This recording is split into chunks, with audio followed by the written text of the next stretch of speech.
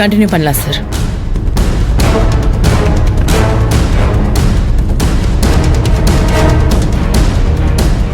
நீயும் உன் புருஷனும் இன்னும் புருஷன் பொண்டாட்டியாவே வாழ ஆரம்பிக்கலையாமே.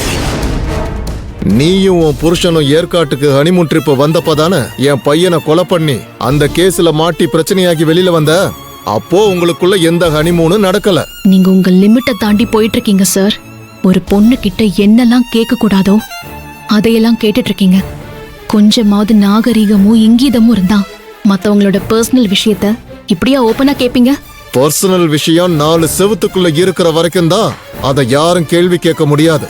ஆனா எப்போ அது வீட்டை தாண்டி போலீஸ் ஸ்டேஷனுக்கு வந்துச்சோ அதுக்கப்புறம் அதை பத்தி கேள்வி கேட்க வேண்டியது என்னோட டியூட்டி. புரியல. இப்ப நீங்க ரஞ்சித் சாரோட கேஸ விசாரிக்கிறீங்களா இல்ல என்னோட பர்சனல் லைஃப பத்தி யாராவது உங்ககிட்ட கம்ப்ளைண்ட் கொடுத்து அதை விசாரிக்கிறீங்களா? நான் திரும்பவும் கேக்குறேன், என் பர்சனல் லைஃபுக்கும் இந்த கேஸுக்கும் என்ன சம்பந்தம் இருக்கு? ஆதிரை, இருக்கு. ரெண்டுக்கும் நிறைய கனெக்ஷன் இருக்கு. ஒன்னொன்னா எடுத்து விடட்டா? உன் புருஷன் ஒரு கஞ்சன், ரஞ்சித் ஒரு பணக்காரன். அதனால நீ என்ன முடிவு பண்ணிருக்க? கஞ்ச பையில கட்டிக்கிட்டு காலம் பூரா பணத்துக்கு கஷ்டப்பட்டு வாழ்றத விட ரஞ்சித்துக்கு வலைய விரிச்சு அவனை மயக்கி கைக்குள்ள போட்டுக்கிட்டா பணக்காரனோட சேர்ந்து சொகுசு வாழ்க்கை வாழலான்னு பிளான் பண்ணிருக்க. உன்னோட இந்த ஆசைக்கு உதவுற மாதிரி ரஞ்சித்தோட சைட்ல இருந்து பார்த்தா அவன் பொண்டாட்டி ஒரு நாட்டுப்புறத்து பொண்ணு, உலகம் தெரியாத அப்பாவி. அந்த அப்பாவிய ஏமாத்தி உனக்கு சாதகமா பயன்படுத்தி அவளோட புருஷன் ரஞ்சித்த உன் கண்ட்ரோலுக்குள்ள கொண்டு வந்து அவங்கிட்ட இருந்து லட்சக்கணக்கில் பணத்தை கறக்க ஆரம்பிச்சிட்ட.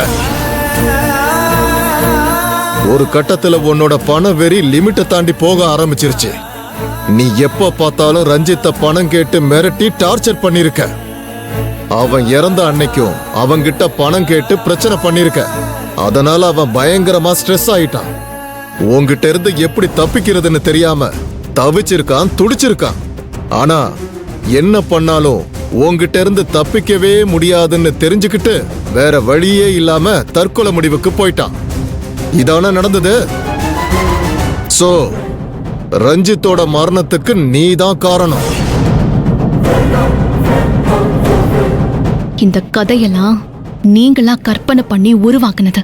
அப்போ நீ உண்மையை ஒத்துக்க மாட்ட? உண்மையை ஒத்துப்பேன், ஆனா நீங்க சொல்ற பொய்ய ஒத்துக்க மாட்டேன். நேத்து நைட்டு இதையே ஸ்டேட்மெண்டா எழுதி கொண்டு வந்து அதுல என்ன கையெழுத்து போட சொல்லி அடிச்சு சித்திரவதை பண்ணி மிளகா பொடிய தூவி என்னெல்லாம் என்ன கொடுமைப்படுத்த முடியுமோ அதெல்லாம் உங்க இன்ஸ்பெக்டர் பண்ணி பார்த்தாங்க. ஒன்னும் வேலைக்காகல. இப்போ நீங்க அந்த ஸ்டேட்மெண்ட்டையே கதையா சொல்லி என்ன ஒத்துக்க வைக்கலான்னு பாக்குறீங்க. நடக்காது. நடக்கும். நான் நடக்க வைப்பேன். எனக்கும் என் புருஷனுக்கும் எந்த பிரச்சனையும் இல்ல. எங்களுக்குள்ள பிரச்சனை இருக்கிறதுக்கு உங்ககிட்ட என்ன எவிடன்ஸ் இருக்கு? ரஞ்சித் கூட நீ வச்சிருந்த இல்லீகல் கான்டாக்ட் தான் எவிடன்ஸ். போத நிறுத்துங்க. ரஞ்சித் சார் எனக்கு அண்ணன் மாதிரி.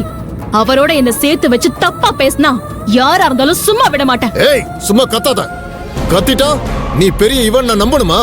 எனக்கு எல்லாம் தெரியும். நீ ரஞ்சித்த உன் கைக்குள்ள போட்டுக்கிட்ட நினைச்சப்பெல்லாம் அவன்கிட்ட இருந்து பணத்தை வாங்கிட்டு இருந்திருக்க. அவனுக்கும் உனக்கும் தொடர்பு இருந்தது உண்மை. அதனால தான் அவன் சாகுறதுக்கு 10 நிமிஷத்துக்கு முன்னாடி கூட உன் அக்கவுண்ட்டுக்கு 2 லட்சம் ரூபாய் பணத்தை அனுப்பியிருக்கான். இதுக்கு என்ன சொல்ற? உங்களுக்குள்ள தப்பான தொடர்பு இருந்ததுனால தானே அவன் உனக்கு அவ்வளவு பெரிய அமௌண்ட் அனுப்பியிருக்கான். சொல்லு. டேய், சார் கேக்குறது காதுல விழல? ரஞ்சித் எதுக்காக உனக்கு பணம் அனுப்புனா சொல்லுடி. கடவுளே, என்னை ஏன் இப்படி ஒரு சிக்கல்ல மாட்டி விட்டுருக்க? இப்ப நான் ரோஹிணி, அகல்யா, ஜெகனோட படிப்பு செலவுக்காக தான் அந்த பணத்தை வாங்கினேன்னு ஏசி கிட்ட சொன்னா அது நிச்சயமா பிரபுவோட காதுக்கு போயிடும். அப்படி போனா அவருக்கு ரோஹிணி காலேஜுக்கு போற விஷயமும் தெரிஞ்சிடும். அப்புறம் குடும்பத்துக்குள்ள இந்த பிரச்சனை பெருசாகி அவர் என்ன வீட்டை விட்டு வெளியே துரத்திடுவாரு. அதனால பணத்தை எதுக்கு வாங்கினேங்கிற உண்மையை மட்டும் சொல்லிடக்கூடாது. எலி பொறிக்குள்ள மாட்டிக்கிட்ட எலியோட மூஞ்சி எப்படி இருக்கும் தெரியுமா? இப்போ உன் மூஞ்சி இருக்கிற மாதிரி தான் இருக்கும். ஒன்ன மாதிரி தான் வாயை திறக்காம திரு திருன்னு முழிச்சிட்டு இருக்கும். நான் ஒண்ணு ரஞ்சித் சார் கிட்ட பணம் கேட்கல, அவரும் எனக்கு பணம் தரல. நான் சுப்புலட்சுமி அக்கா கிட்ட 2 லட்சம் ரூபாய் பணம் கேட்டிருந்தேன். அவங்களும் ஹஸ்பண்ட் கிட்ட கேட்டு வாங்கி தரேன்னு சொன்னாங்க. அவர்கிட்ட அக்கா விஷயத்த சொல்லிருக்காங்க, அவரே எனக்கு பணத்தை அனுப்பிட்டாரு. இதுதான் சார் நடந்துச்சு. இந்த டிரான்சாக்ஷனை பார்த்துட்டு அதை ஆதாரமா வச்சு உங்க இஷ்டத்துக்கு கதை கட்டுறீங்க. நான் ஒண்ணும் கதை கட்டல. நீ ரஞ்சித் கிட்ட 2 லட்சம் ரூபாய் பணம் வாங்கிட்டு ஆதாரத்தோட சிக்கியிருக்க. இதுல இருந்து தப்பிக்கிறதுக்காக ஏதோ கம்பி கட்டுற கதையெல்லாம் இழுத்து விட்டுட்டு இருக்க. ஆனா நீ என்ன கதை கட்டினாலும் சரி, உண்மைக்கு முன்னாடி உன்னோட போய் ரொம்ப நேரத்துக்கு தாக்கு பிடிக்க முடியாது.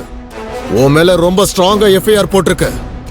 அந்த கடவுளே வக்கீல் கோட்டை போட்டு வந்து வாதாடினாலும் உன்னை காப்பாத்த முடியாது. ரஞ்சித்தோட மொபைல் டவரை வச்சு சில லொகேஷன்ஸை செக் பண்ண வேண்டியது இருக்கு. நாங்க போயிட்டு வந்துடுறோம். இவளை பத்திரமா பாத்துக்க. இவளை கோர்ட்டுக்கு கூட்டிட்டு போகணும். எல்லா ஃபார்மாலிட்டியவும் பக்காவா ரெடி பண்ணி வச்சுக்க. Okay sir. ஏய் வாட்டர் கேன், உன் கதை முடிஞ்சது.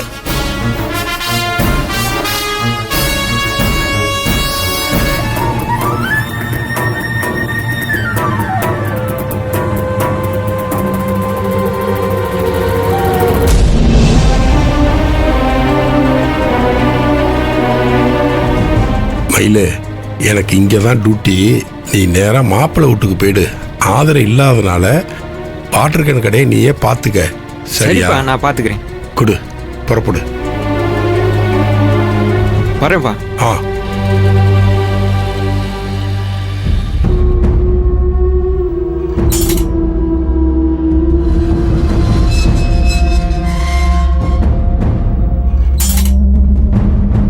வணக்கம் சார். வணக்கண்ணே. உள்ளதான் மேடமும் பாப்பாவும் இருக்காங்க. சரிண்ணே, நான் போய் சரி. பார்க்குறேன். பாப்பா, தாத்தா, பாப்பா அம்மா எங்கடா? அம்மா அந்த ரூம்ல இருக்காங்க தாத்தா. ஆ, தாத்தா போய் அம்மாவை பார்த்துட்டு வந்துடுறேன். பாப்பா விளையாடுங்க.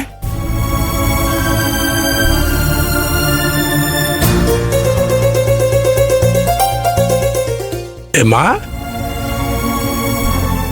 ஏம்மாடி சுப்புலட்சுமி, என்னை வர சொல்லியிருந்தியாம்லம்மா? ஏம்மா,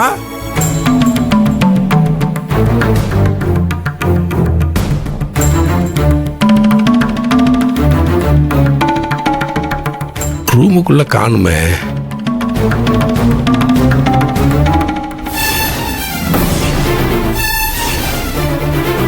எம்மாடி, எம்மா சுப்புலட்சுமி,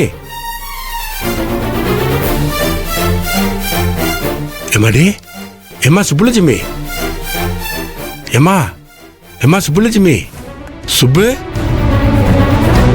அம்மா, மடி.